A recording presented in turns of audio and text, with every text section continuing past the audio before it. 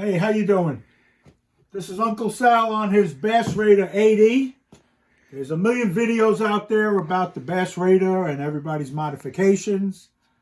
I took a couple of ideas from other YouTubers, which were a lot of help.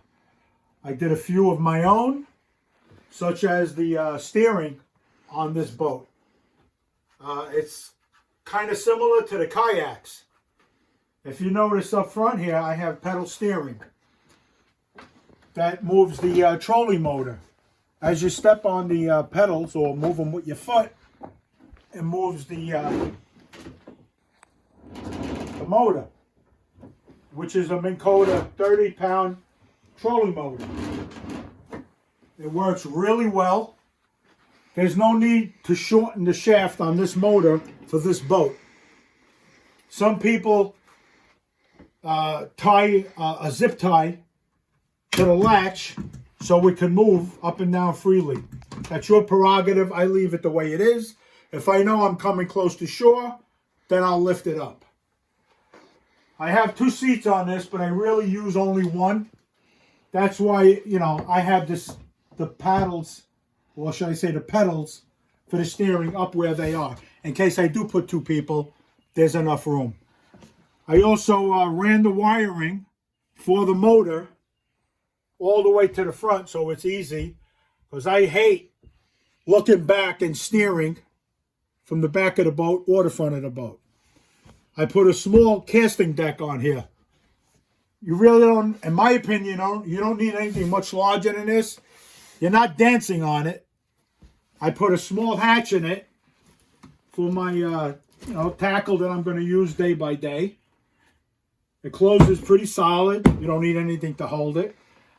I put I don't know, I guess you would call it little compartments for your poles. While you're traveling in your car or your truck, you could put the tips in there and strap them down. Right now I have oars in there. And it really works well. And, I also put T-rails on here so you could put your fishing rod holders. I avoided as best as possible to drill into the boat or screw into the boat, because that's another entryway for water. Everything is above the water line, such as back here.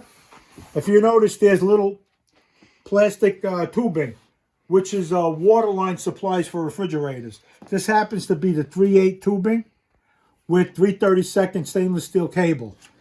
This metal piece here is a connector for fuel lines. So what I did is I cut the piece in half, countersunk the edges, and filed them so there's no wear on the cables. You heat them up and you can slip them right into the tubing. It works great. It doesn't bind. It steers really smooth, as you can see. I'm just touching it with my hand. 30-pound thrust is more than adequate for this little boat. It's great. It fits right in the back of I have a Nissan Xterra. It fits right in the back. Granted, the door doesn't close, but it doesn't stay open all the way. So traveling isn't an issue. It's fully carpeted. I used pressure-treated 3/4 plywood. The carpeting is glued down. It's all waterproof. I don't leave it exposed. It's not usually in the garages or one-car garage. I know it's tiny, but this is the way it is on Long Island in New York. And I usually keep it in the back with a top on it. Or I'll keep it, and I keep it upside down. And, it's a work in progress. There's a few more things I want to put in, like a scupper drain. It's a lot of fun. It's an easy, low-cost boat. You have to get it insured. I'm sorry, excuse me, not insured. Can we go back? Now you got to get it because it's motorized. Because I didn't mean insured. You got to get it registered because it's motorized. Right. Anything but human powered needs to be registered. That's the way New York State is. I don't know about the other states, but I think they're all pretty similar.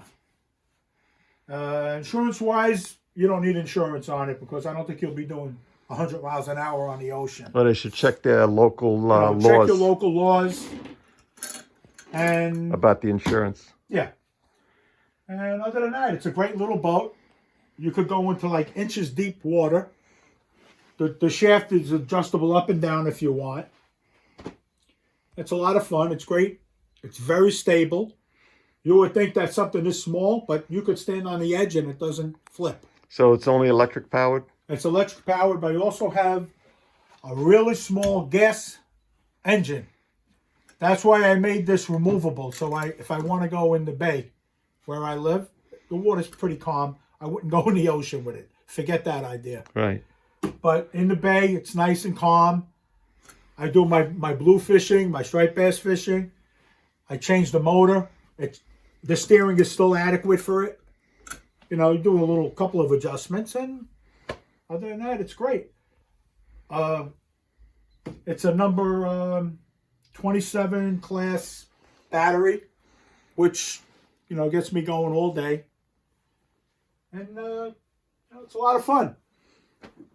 I think everybody should have one of these if you're going to do bass fishing and you really can't afford a bass boat, which goes into the like $25,000, which I certainly don't have when you got kids in school and you're paying for college. But this is more than adequate. And when I get tired, throw it in the car and go home. And I'm not paying for no marina fees and all of that. So anyway, thank you for listening. I know I talk funny. I'm from Long Island, New York. And if you have any comments, please don't hesitate. And thank you very much. And God bless America.